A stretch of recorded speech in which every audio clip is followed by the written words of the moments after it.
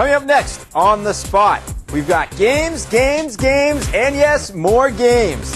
As E3 approaches, our editorial team has been cranking out a ton of preview coverage, and today on the show you can ask them about Jak X, Ratchet Deadlocked, Sly 3, Battlefield 2, Madden NFL 2006, and NCAA Football 2006. Plus, Sports Editor Brian Ekberg will be here with a live demonstration of Forza Motorsport, and 6 lucky viewers will win themselves copies of LEGO Star Wars. We've got all that plus some nice midichlorian smoothies live and on the spot.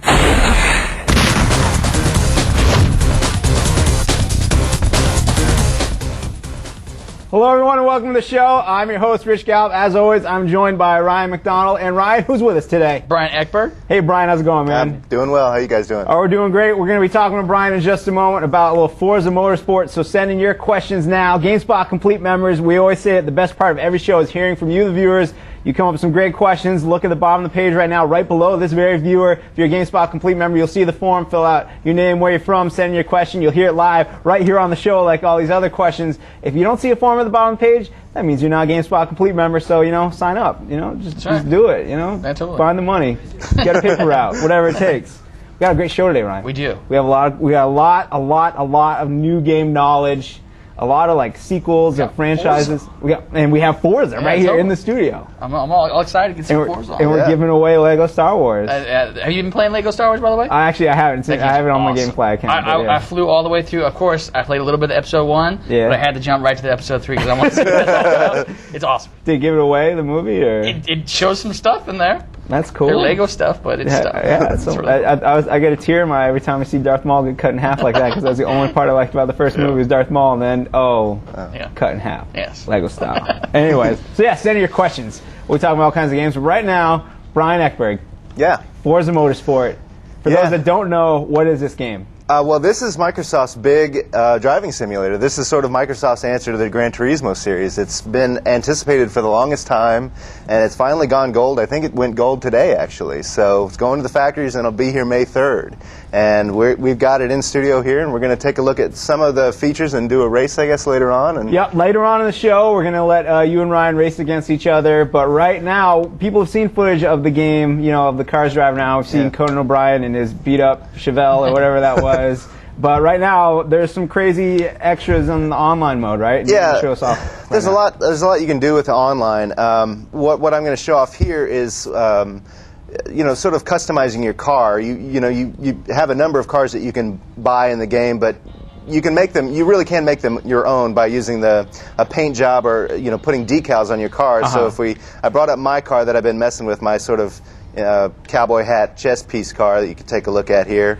Those auburn colors. Yeah, there's definitely auburn colors. See, on this side I've done some vinyls, with cowboy hats and chest pieces, and I can add all sorts of crazy shapes and just paste them on there. And on the other side, I've added some decals. If I can get over there, well, there you go. There we go. So you can see all the decals I've added, and if I want to add a new one. You have pages and pages of decals that you just sort of choose the one you want, and you sort of position it. And you can choose the different size of how you want it to look, and even spin it around. And so you can really make your car your own. And is that a 76 and a Havoline? There? What's up with that? I use a composite gasoline in my car. It makes it extra fast. My Acura is very it's very quick thanks to the composite gas. Right. So one of the other cool things is not only can you repaint your car, stick decals on there, but you can go online and actually sell your car on Xbox Live. Really? Yeah. So we're going to show that off now. So actually, I'm going to have to get in a different car real quick, but. So this is one of the things that Microsoft has been pushing with the game, is that you can create car clubs where all your friends are together, and you go race together, and you can race other clans, I guess.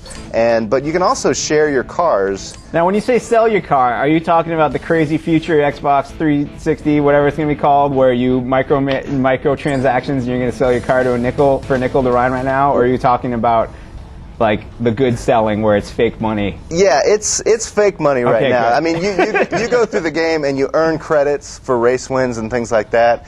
Who knows what they're going to do with Xbox, whatever it's going to be called, where you actually be paying money. But for right now, it's just you buy and sell with credits that you earn in the game. So right now, as you can see, I'm in a lobby, and I'm going to create a sale, and I'm going to invite Ryan. Hateration. Hateration is his name. And if you go to your friends list, you should see my invite. I see your invite. There you go. Accept that. Thank you, sir. And now, once I back out of here and it shows up, there you are. Hey, what's up? There you'll see my guy is named Hiss, and then Ryan is known as Hateration. I click on him, request a sale, and then it should bring up the car list I will accept that we have. So there's our car list. I'm on the left-hand side of the screen, and I'll put my Acura RSX up for sale. No, it's too pretty. Don't do it. It's gorgeous. Oh, no. Yeah, now if Ryan goes over to that and clicks on it, which you can't see because it's on another screen, but my custom car, or the custom car. Yeah, it's basically transferring the design over to you. Now, would I like to buy his Acura? Yes, I would like to buy it. Yes, you would. Cool.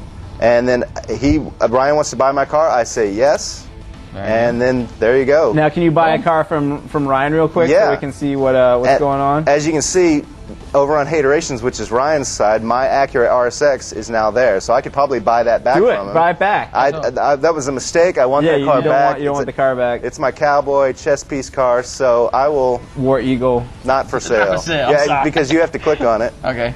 You have to put it up for sale. The other one on the bottom, down a little bit. RSX. Sorry. There you go. All right, so now I can buy it back, and then you say yes. You got hit accept, dude. There you go. Bam. I was thinking about it. Oh, yeah, You're thinking about it? It is a pretty car. Yeah. Chess piece. One of the things I think you'll be able to do is, as you add parts to your car and you sort of upgrade it, the value of that car will go up. So you'll have you could probably make some money in the game, some virtual money, by pimping out your car and then putting it up for sale online. And it seems like it's going to be a pretty cool way to put some unique cars online. Now, there are some strange prices up there. Did you set those prices? Is that set by the game? It's set by the game. It seems automatic. I haven't found a way or don't know a way to set your own prices for the game, but I think those prices are all determined by the value of the car and the kind of upgrades you do on that car. Cool. Yeah, so pretty cool. Do you want to take some Forza questions? Sure. All right, cool. Here, Ryan, you can have some. Thank you, sir. Nice. I'll answer what I can. This is, all right, the first one's from Brian Collins in Sheboygan, Wisconsin. This was a request for later in the show. He says, since you guys know how many people watch from Wisconsin or Cheeseland, if possible, could you race on Road America, which is in Elkhart Lake, just a couple minutes from, he calls Sheboygan, Vegas. Or Vegas. Yeah. Road America is in the game, so I think we'll be able to honor that request. Very cool. This is a question from Agron Griva, Anchorage, Alaska. He wants to know, will there be as many cars as GT4? I don't think it has as many as GT4, but it does have this customization tool, which GT4 really didn't have. You can make the cars really your own, but in terms of a final count, I don't exactly know, but I don't think it's as many as GT4. Okay. Cool. That was my Forza question. I got another one here. Cool, Rocket. This one comes from Roy in South Texas. Will car clubs be more for competition, or are they just for fellow car gurus to kind of get together and hang out, or what? I think it's a little bit of both. Yeah. I haven't explored it a lot yet. I mean, we just created a car club together, but I think I think one of the coolest ways is you have, at least I have, guys that I race with all the time online. So this would be an easy way to see. We're all together. You can all jump into a race together. And whether you can do like car club competitions against other car clubs, I'm not sure yet, but that sounds like a pretty cool idea. So are you Paul Walker or Vin Diesel? I'm definitely Paul Walker. You're definitely Paul Walker? Yeah, I need NOS. Yeah. I got one more question before we move on. James Budkanowski wants to know, he comes from Mission Viejo in California. He wants to know, how did Microsoft get away with modeling damage for the first time in these cars? Well, they have, I think, 3 different levels of damage. They have, no damage at all, and then a limited damage, which is pretty just cosmetic. But you'll see, your fenders get smashed up. You'll see scratches on your car, and then they have what they call simulation damage. I haven't spent a lot of time with simulation damage yet, but if it works as it's supposed to, it's going to affect your ride. It's going to, I don't know if you're going to lose a wheel or something like that, but it should definitely affect your performance on the track. So I don't know how they got away with it. And they also, I think, Ferraris are in Forza as well, which is something GT4 couldn't claim. So some different licensing deals for sure. Cool. Well, we have a ton more Forza questions. Keep sending them in. I want more Forza questions. I got a bunch right here because Brian is coming back later on the show. We're going to as many as we can. Get a little racing on. And you get to race them, Yes. and we'll see how you stack up. Excellent. You know, pride on the line as always. Oh, yeah. Tekken World Champion, whatever you are. Forza World Champion. Anyways. But there are a bunch of other games with great new coverage on the site right now, including a trio of games for the PlayStation 2. Yeah, some big games there, right? Some big games. And we had developer interviews, full previews, screenshots, gameplay movies, all you could ask for all these games. And we want everyone to read about them because we want more hits on our site. So here's a quick tease of the 3 developer interviews we've done. We are presenting Jak X for the first time. It's the latest Naughty Dog product. It's an extension of the Jak and Daxter franchise, but as we discussed at the end of Jak 3, it's no longer part of the trilogy. We've wrapped that up with Jak 3. So this game takes place as sort of a side story. It's not about the precursors, but it still is very much in the universe. The game has a story that's very rich this time. They're brought to this city that Crew from Jak 2 originated from. You know, it's a city all about crime and gambling and sort of very seedy. It's where Crew's home base was. But of course, in Jak 2, he met an untimely demise at the hands of Jak and Daxter. So they get called to the city to hear his will and the reading of his will. And Crew, from his grave, has still got some sinister plots up his sleeve, and he tricks them into racing for him on his team to try to win the grand championships of the city, which ultimately has a lot more value than a simple trophy in a trophy case. I'm Brian Hastings. I'm Chief Creative Officer at Insomniac Games, and I'm also Creative Director on the Ratchet Deadlocked project. We're looking at Ratchet Deadlocked, and this is really a new direction for Ratchet. This is something new for us as a company, and we're really excited to show it off.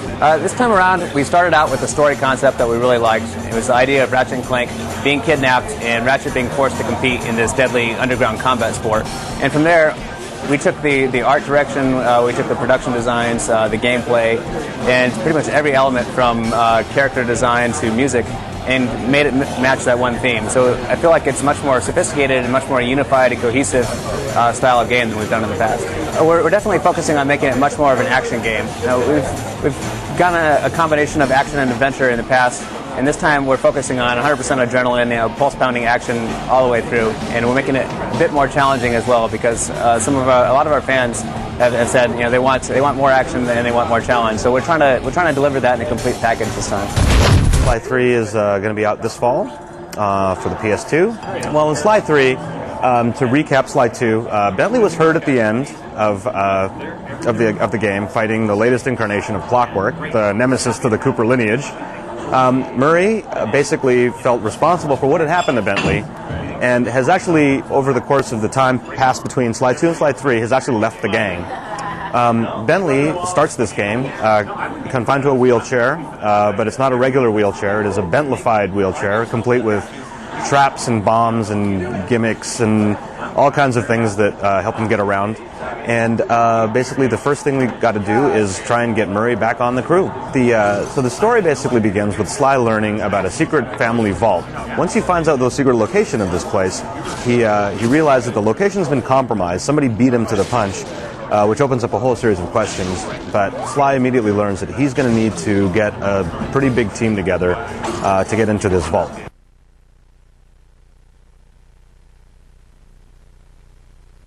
Now those are 3 great-looking games, all for the PlayStation 2, correct, Ricardo Torres? Yes, that is true. And we traded in Brian for Ricardo, as we like to do from time to time, bring more editors on the show. Ricardo, let's talk about these 3 games in order. Which one do you want to talk about first? Let's talk about Ratchet first. All right, Ratchet. Ratchet is the latest entry in the series, and the really cool thing about what Insomniac's doing is they just did something completely different, I know we've got some questions in. People are wondering where Clank is. Clank is there, but he doesn't seem like he's going to be playable this time. He got arrested, or they both got kidnapped or something? Both got kidnapped. It's your worst nightmare pretty much. You just get kidnapped and you're forced to perform on pay-per-view. Mm-hmm. So Running Man style. There you go. Nice. That's cool. And so Clank is more if you played Metal Gear, if you're familiar with it, you're Otacon guy. So he's giving you mission overviews and he's giving you hints and stuff. So he's around, but he's not playable. Instead, you've got bots. And the really interesting thing about that is you're going to have to use the bots to make your way through different puzzles. So basically, you can give them all sorts of commands like cover me, or pick this lock while I go do this. You're going to have to do a lot more multitasking. It's going to be really interesting to see if that's going to work, or if you're going to go insane trying to keep track of everything. From what we played, they're doing something different, and it kind of works. Really? Yeah. That's cool. Now, I like the multiplayer action in the last game. Yeah. So, I mean, do you know how many players or anything like that? Are they giving those kind of details yet? Or are they still kind of keeping all that stuff? They're still working at gotcha. fine-tuning stuff. They haven't revealed everything about the online yet. I gotcha. And then next one is Jak X. That one's real different because Jak, and kind of what to expect out of him, which is like platformer. Right. 3D platformer. Little action. like buddy cop action. There you go. Run through. And this time he's in a car. Okay. Now there were cars in Jak 3. Yeah. And you got dune buggies, got to bounce around all the place, and that was pretty fun. Yeah. This is a lot more like that. Only in that's the game. It's a combat racing game, and Like Twisted Metal style, or not quite over like that? A little bit of that. You have weapons. The nice thing is they've got really unique physics system that makes things realistic. The really neat thing is one of the guys that helped design the cars actually came out of a school for that. Oh, that's cool. And they just told him to go crazy because they won't actually have to build them. So he did, and you've got a whole bunch of different cars, and it's cool because they've broken it up into a single-player game. That's the best way to think about it is it's basically like a Jak game, only instead of doing the platforming, you're just doing a lot of racing because there's going to be story sequences that move things along. And the cutscenes that we're looking for, yeah. Yeah, that's all cool. And then you're going to have a multiplayer game, which is you online, and because of the whole car customization system they've put in, because you're going to be able to trick out your car, the look, and actually the statistics for your car, so you're going to be able to improve the brakes, engine, so not quite as deep as Forza, but same idea. You can, Fair enough. You can trick things out, and you can go do your thing. You can play online with a bunch of friends. There's also some split-screen stuff for multiplayer as well. And the really smart thing is, the single-player game, you're going to be able to unlock a lot of parts and a lot of things that you can do for your car for the multiplayer stuff. But say, for example, you bought the game and Ryan's been playing it for weeks, and you guys are going to play online. Oh, dude, he's totally going to beat up on me. No, he's not. No, because there's two different online modes for when you're doing that. There's a limited version that will just let you guys pick. Pretty much, it evens the odds, right? So you're all going to pick from the same kind of stock cars. But then if you want to take it ugly, if you haven't played, then you can let him import his crazy tricked out hot rod against your newbie and then get smoked, but whatever.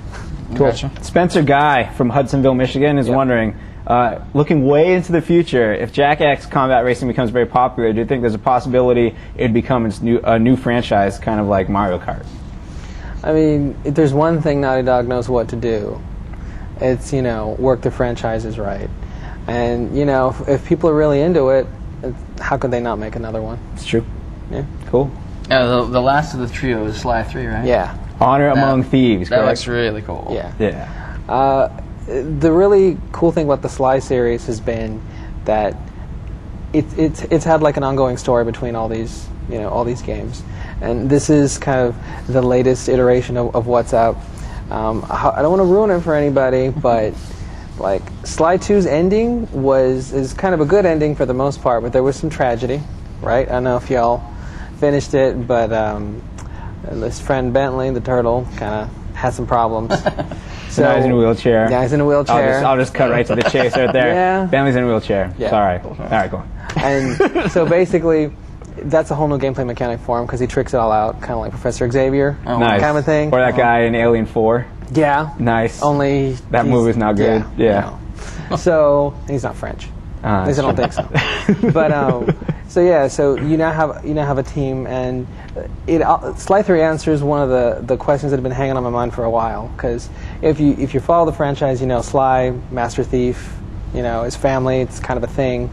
But he never really seemed to have a lot of money. Yeah, it's a little strange. You'd think being a thief, you'd have a whole bunch of cash, right? Yeah. But you find out in Sly 3 when he's talking to a member of his dad's old gang, that there is actually this place that has all the Cooper money in it.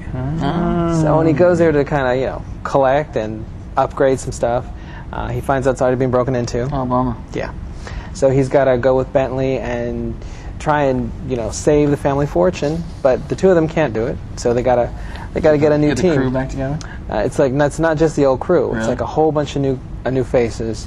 Some that you've seen, some that are brand new. Like Dimitri from the last game becomes a member of the crew.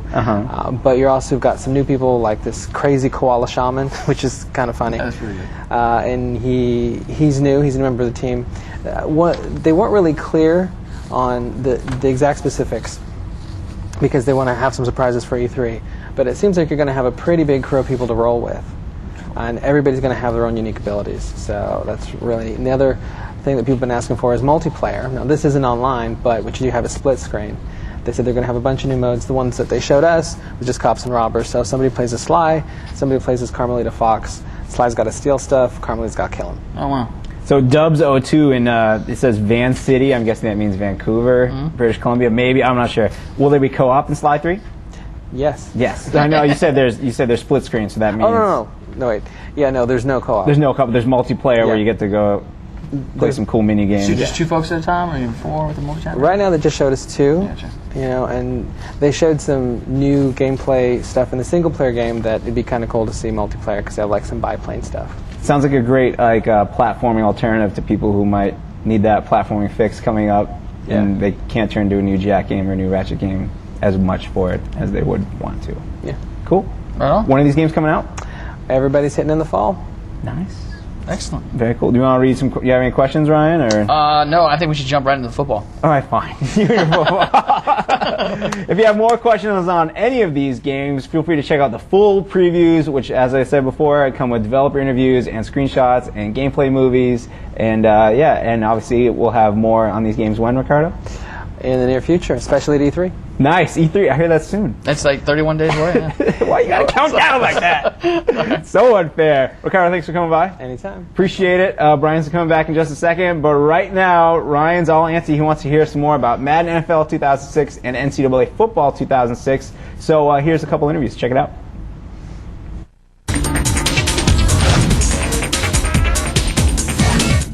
One of the main things we added new to NCAA football this year was the Race for the Heisman mode.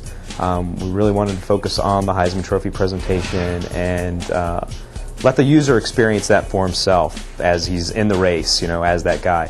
So when you first boot up the game, we're actually going to take you into a high school camp where college scouts are looking at you, ready to recruit you for their programs.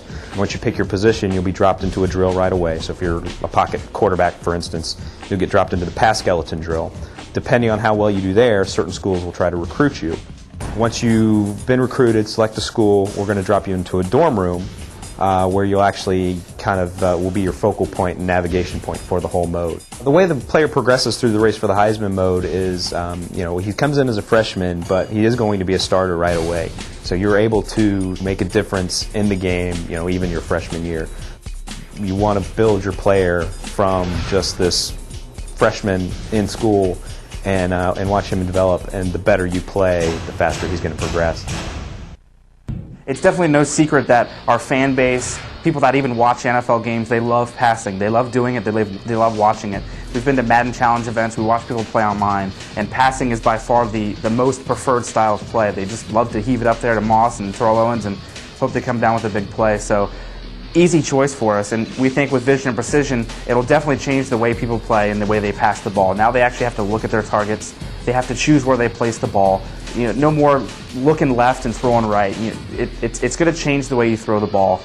Vision and precision takes into account the awareness for the quarterbacks as a user. It's never done that before. What it is, it's like a cone that's on the field. It's as if that's where the quarterback is looking. And the size of the vision depends on how good the awareness is. If he's got a great awareness, his vision's going to be a lot bigger. If he's one of the rookie or guys that aren't that great, his vision's going to be a lot smaller. You have a tougher time using him and being able to make good passes and use your precision. What the precision is, it's the ability to lead or place passes away from defenders or where you want to throw it. And to be able to do that, you have to throw within your vision. What that does is, if you're throwing within your vision, it's a lot easier to do it with a better quarterback because his vision's going to be everywhere. He can see everything on the field. And you'll be able to place it away from defenders. And for the other guys, if you're thrown outside your vision, there's going to be a penalty. You're going to be going to be penalized for throwing outside your vision, and it's going to be a less accurate pass. So it's a whole new way to throw the ball and play Madden. And we are back. Brian Ekberg has returned. Brian, Ryan. What's up, buddy? Let's hear some football. Yes, sir. You guys both got to go down to Tiburon, hang out with the people at EA Tiburon right down there. First, let's talk about NCAA. Sure. I think we'll say some more about Madden, but NCAA football 2006. What's going on? I hear, is there another exclusive deal going on? Yeah, I mean, that was the big, sorry for interrupting, but that was the big announcement, I guess, earlier this week. I guess it wasn't much of a surprise, but EA signed a 6-year deal with NCAA. They'll be the only college football publisher for the next half decade or so, and it's not a big surprise. And they were the only college football game out for the last 4 years or so. Anyway, was it that long ago? When was Game Breaker out or whatever? I don't. I've shoved that game out of my memory. I don't remember. It was a couple years ago. Yeah. So, it's not necessarily surprising. That seems to be the way EA rolls these days, and college football, NCAA is going to be the way to go. So what's new this year? Well, the first thing, what we can talk about at least is the race for the Heisman mode. Obviously the Heisman Trophy is a huge deal every year. That's the biggest award of the year for college football, and NCAA 2006 is going to have you sort of like you're going to come into college as a freshman, and you're going to be a starter right away, and you're going to you actually start out in a spring drill, and you do a passing drill or a running drill, and then coaches recruit you. You'll have a number of schools to choose from, and then once you enter school, you'll sort of make literally a race for the Heisman, and your stats on the field will count towards how how your race is going, and eventually, if you're good enough, you can win the Heisman Trophy. And it's got some other things like the dorm room we saw. Yeah. It's sort of like the equivalent of the cribs in the NFL and NBA series, where it's like your dorm room and you've got your computer and your schedule, and it's got some weird things like the girlfriend, the picture of your girlfriend. Yeah. What were they saying about that? They say, the better you do, the better the picture gets. Yeah. What? Yeah. Not necessarily the quality of the photo, but the quality of the girlfriend. So we're talking like Halle Berry from the program, or your Omar Epps? Is that what's going on? Or? Yeah. You start off with somebody who doesn't look like Halle Berry, and then maybe as you win a Heisman or two, you get Salma Hayek or something. You win a Heisman or two, you're going to the NFL. Yeah, but that's the thing. You do want to win the Heisman Trophy, but you also want to place high in the NFL draft, and you'll be able to take your guy and move him into Madden and continue your NFL career in the pro ranks as well. So that's always my favorite part of NCAA. Is moving the guys up, and then you make some sick dude that's you for 4 years, and then put him on the Patriots. Yeah, that's the way to play the game. That's the way to do it. Very cool. Now Madden. What's going on with that? Yeah, Madden, last year they looked at defense, and they added some, they put Ray Lewis on the cover, and they said defense is our focus this year.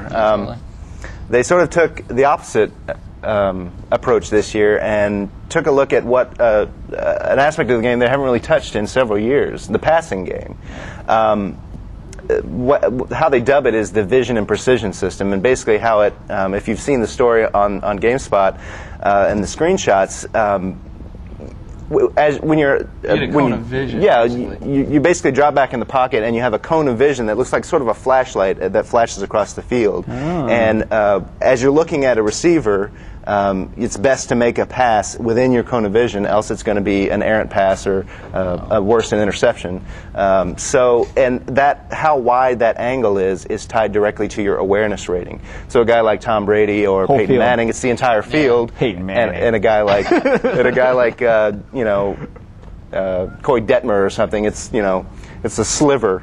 So you gotta just point it at those guys. So you control that with one of the sticks or something? Yeah, totally. So you're looking at the guys and you throw the ball to them, and if I'm right, it's basically the receivers are running around the field, and you see them all take off, and then unless you've got the good cone pointed at them, you don't even see the icons above them to throw them, right? At the higher difficulty level, you won't see an icon, and it makes it's kind of cool because for years the awareness rating, you saw awareness rating, you're like, what does that even mean? Yeah. But it'll have a tangible manifestation on the screen with Madden 2006. So it's if it plays as promised, it'll probably be pretty cool. Are you ready to take some Madden questions? I'll do my best. You feeling Madden ready? Ready. Nice. Bobby Schweizer, Charlottesville, Virginia. From what you've seen, do you think EA has done a good job innovating and improving their series without any competition?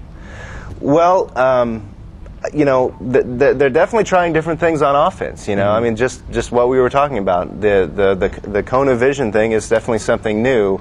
I don't think I've ever seen that before in a football game. The Kona Vision thing? The Kona Vision thing. Yeah, but I mean, the one thing we should say is that while it visually looks different, like we were talking about before the show, is like it's very similar to the maximum passing that was in ESPN, right? The precision part of the equation, where you can lead guys, throw it above guys' head, that looks a lot like the maximum passing thing in the ESPN games. But so really, the innovative part of the offensive game seems to be the Kona Vision. I personally, I didn't have a lot of time with the game to really say how it works, but you know, it seems good in theory. I gave you a sheet there. Do you have any good questions on it? Or? I don't know. I've just been dreaming about my Madden. One on top. I got this Casey Furtoff from Boston, Massachusetts. Now that Madden balanced out the offense and defense side of the ball, with the defense half routes, the hit stick, and the new quarterback passing field, do you guys think the EA will change the running game controls now that they are trying to focus on the running game?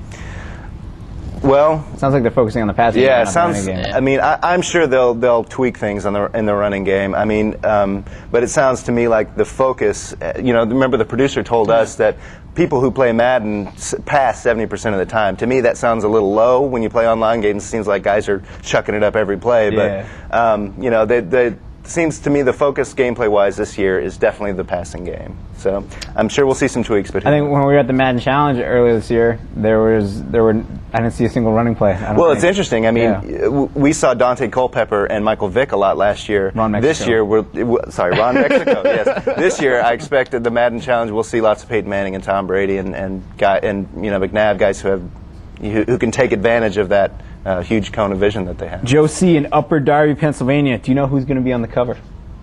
I don't, but I don't know. But a pure guess would be, you know, a guy like Peyton Manning or somebody like that who is a pure passer. You know. Do you think they go for someone who hasn't been on a cover before? Like Peyton was on NFL Fever for Microsoft, and you know Tom Brady was on 989's game a few years ago. I think it'll be Aaron Brooks. No, you don't. They've already had Culpepper, they've already had McNair, they've already had Vick. Yeah, I don't know. I mean, if I had to make a guess, it's going to be some pass-happy Kerry Collins type quarterback, but not Kerry Collins. I'll say Brady. I'll guess. Say Brady? Yeah, as a total guess. It's going to be Manning. Manning? Yeah, totally. With the vision precision thing and like the whole focus on that, and him like breaking all kinds of records last year. Yeah, it makes sense. Yeah, totally. Yeah, like not winning a Super Bowl again. That's not breaking a record.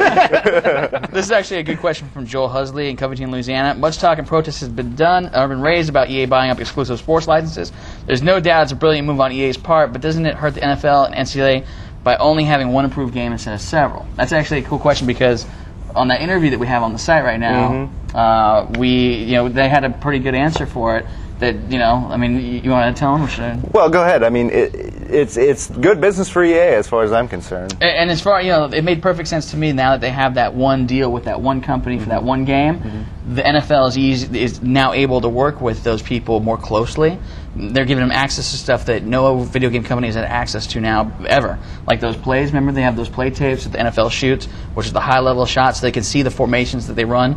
And it's really cool. I mean, they showed us some of them, and it was like every single play they've been looking at and studying and making sure to get more plays in there. So the access that they get with the NFL, I don't know about the NCAA, but the access they get from having an exclusive license with the NFL gets them more access to content and stuff that people just didn't have before. Yeah, so I think it might be actually a good thing. Yeah, well, I think we'll see tons of new plays this year just off of that fact alone. They have all this access to NFL films and the films that the coaches use to coach games and build their game plans off of. So. And the one thing we should say that's it's not we're talking specifically about the vision precision for Madden and the Heisman, the race for the Heisman for NCAA. And the one thing that why we aren't talking about everything else in the game is because EA's planned on those two games just to roll out information as the weeks get closer and closer to E3 and even beyond. So as the weeks go by, you'll hear more and more about these two games. Absolutely. Do you know when they're coming out? Late summer. Late summer. I don't think they've announced official dates, but it's safe to assume. NCAA comes out first normally, doesn't it? Usually. Yeah. Cool. Well, I'll tell you what. That's some great football knowledge. Thank you. Right. I want you guys to start your race now for Forza Motorsport. All right. And we'll get this fired up. And while you guys are racing, how long does it take for this race to load? A couple of seconds? While the race is loading, we're going to come back to the race. We'll let you guys get into it a little bit. But right now, Ryan, you got to see another game recently. What was that? Battlefield 2, Modern Combat for the Xbox and PS2. The console version of Battlefield. Yeah, the console version. Yeah, it's like, this is the first time Battlefield's coming to the console. The guys at DICE and EA are definitely stepping it up. They're not just going to port over the PC version and get some multiplayer on there. They're doing a whole single-player campaign, but we actually have a tape segment all ready to go, so without further ado. Yeah, let's roll that tape. Battlefield 2 Modern Combat is incarnation of Battlefield onto console for the very first time. Bringing it onto console, we wanted to keep all those really cool things, a lot of the values that the game stands for, but also then have a single-player experience that goes well beyond what was ever done on PC, and give a full-blooded campaign for a single player within the Battlefield universe, and also having 24 players online on console too.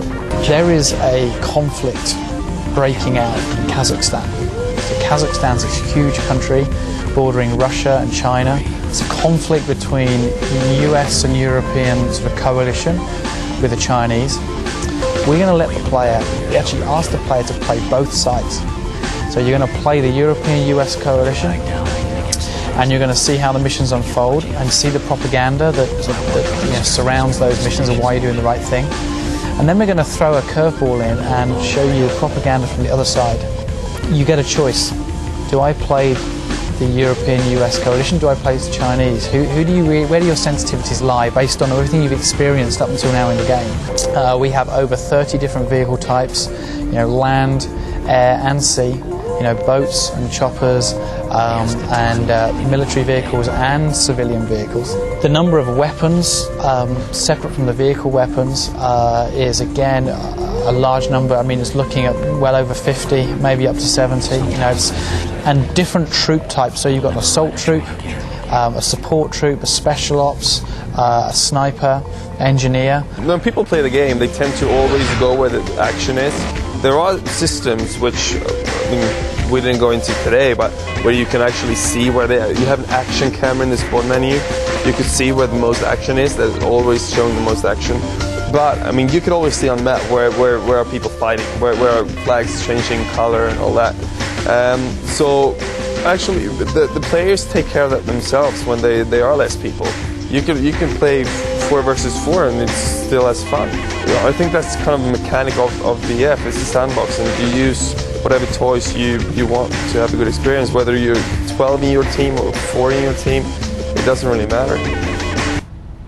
And we are back, and it is my favorite part of the show, the big finish. I'm going to start throwing questions at you guys. Ryan, we're going to talk about some Battlefield 2 in a second. Right now, I want to see the back of Brian's car right now because it is ridiculous. Yeah. Look at it. What happened, Brian? What happened? Dirty tactics. Ryan went Tony Stewart on me, and racing. Yeah, that's right. He totally. You can, if I shake the car, you can see the fender. So this kind of gives you a good idea of what the damage model looks like in the game. Right. Especially when you're playing with an outright cheater. That was a serious pop you gave you. Yeah, I'm surprised I lived through it. I'm coming. Now, what's this green line on the road you can tell us about right now? This is actually pretty cool. By the way, we're at Road America, just as requested by our guy. Yeah, so what this is actually like a race line, and shows you the ideal race line around the track. But what's cool is, as you can see, it's green right now, but it's dynamic, meaning that as I approach a corner coming up here in just a bit, you'll see it go yellow and then red, which is basically a key for you to slow down. It sort of gives you an idea of when you need to brake and not do that, but... Oh, there goes the spoiler! Oh.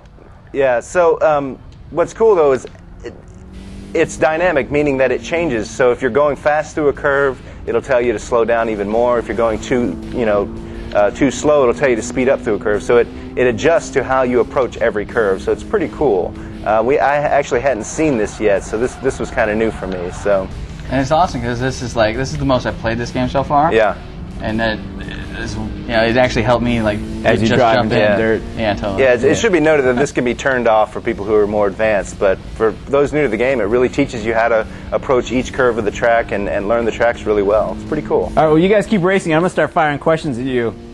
All right. While you play. Go for okay, it. I'm going to distract you a little bit. Ryan, first of all, what can you tell us about Battlefield 2 before I start throwing questions at you? I can tell you that it's awesome. Or at least, it's like right now there's still ways out from being done, of course. It's not going to come out until, what do we say? It's like 5 months from now, so... September. September, thank you, sir. It's like September it's going to be coming out, and the Xbox PS2 version, basically they're going big. They decide, when they first started the project, they were just going to do a multiplayer like the PC version, and then they decided, what, we're going to miss an opportunity to kind of create a cool single player experience, so we should totally do that. And so they did. They sat down, but they didn't want to just make a single player campaign game that you just go, from the start of the level to the end of the level, and there you go. They wanted to do something different, and they looked at what everybody liked about Battlefield 2 and figured that it was the whole free flow system of being able to go and do whatever you want within that environment, and that's what they did.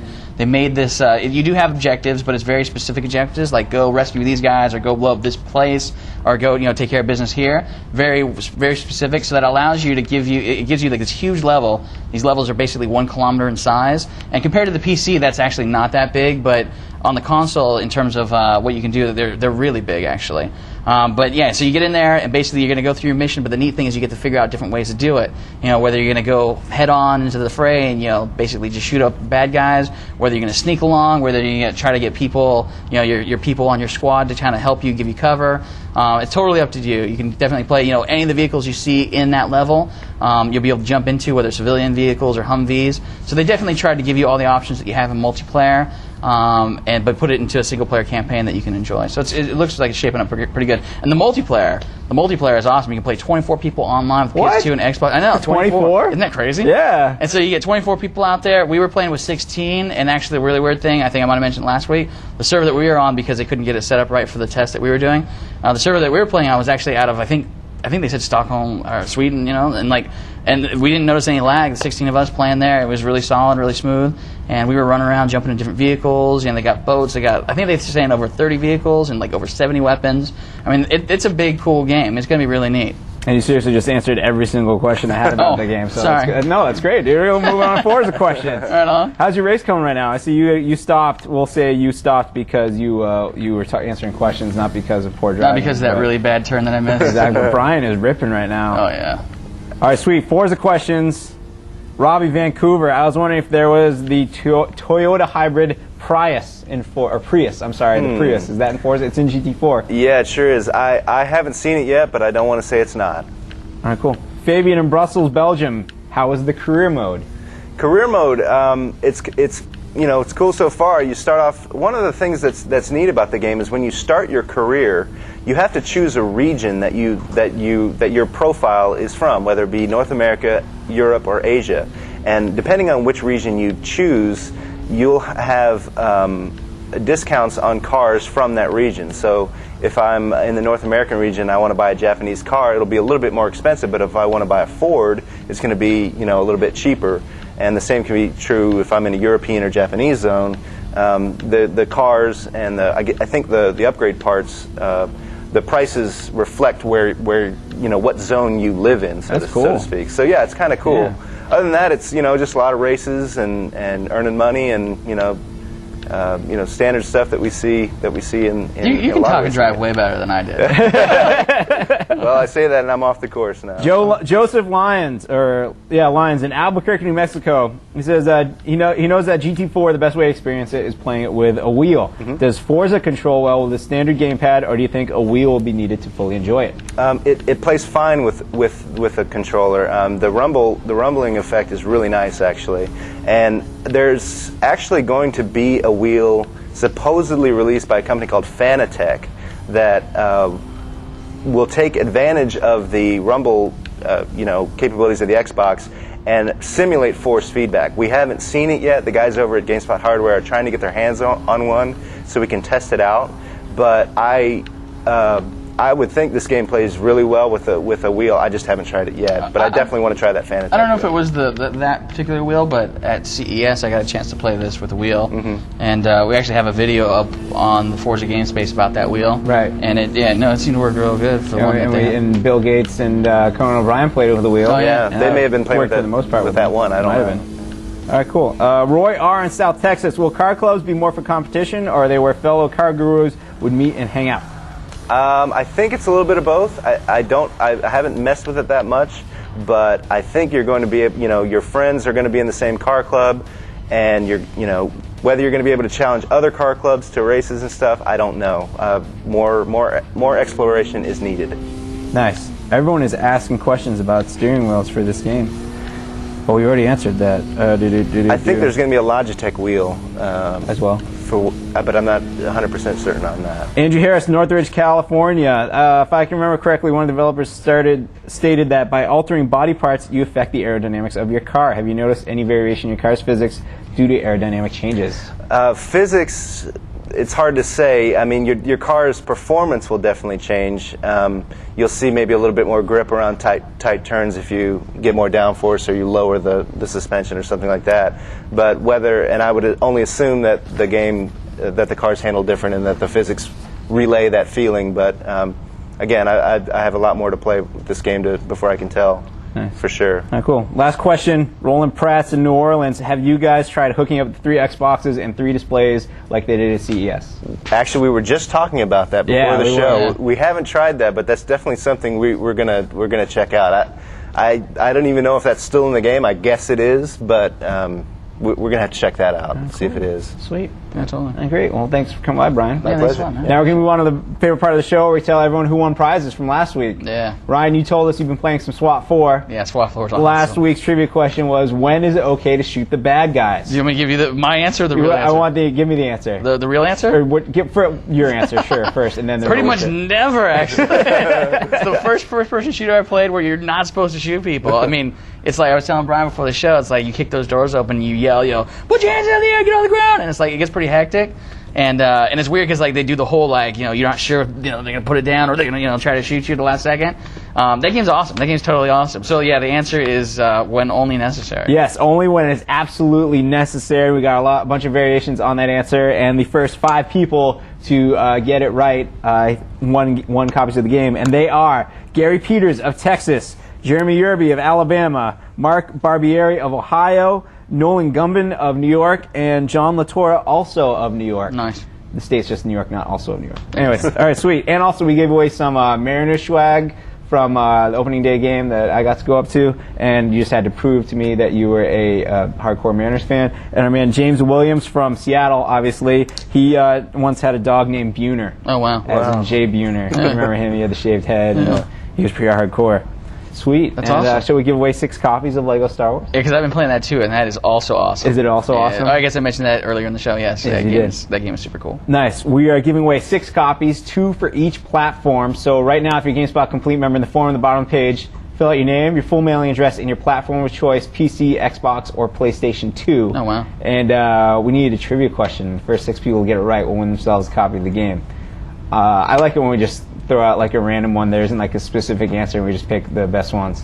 All right. All right, cool. Who's the baddest Jedi? That's just the easy question right there. Who is the baddest Jedi? Is it Darth Vader? Is it Obi-Wan? Is it Mace Windu? Is it that guy with the cone head? Exactly. We'll figure out after the show, and we'll tell you next week what the correct answer is, and the 6 people who got it right won themselves copies of Lego Star Wars. Remember, specify which platform you want, so I don't have to go posting in the GameSpot Live Union asking again. I had to do that last time. That's the remember. GameSpot Live Union, by the way, rolling deep. How many? I think we're over 260 now. Nice. Wow. Yeah. I want more people in the GameSpot Live Union. Sign up. We're going to start having the various crew members of GameSpot Live, various editors, feature producers, all of us. We're going to start posting there, conversing more with you guys. So join up. It's open to everybody. You can find it in the GameSpot community, going under the unions, under games, fan clubs. So look for that, or I think you can just run a search for it. GameSpot Live is what it's called, GameSpot Live Union. Can I link to is that the place where I can put my special videos that can't go up on the regular site? Yes. Excellent. Sure. I don't know. You are my boss. You can. Yes, if you want to do that, you can. And I think that's a good show, huh? Yeah, totally. Yeah. Thanks so much for thanks for coming by, Brian. My pleasure. We'd like to thank Ricardo for coming by. Ryan, good show. We'd like to thank all the crew. Did a phenomenal job today. And of course, Thursday, April 14th. Happy birthday, Becca. And we'll see you soon. We'll catch you next time right here. Thanks for watching On the Spot.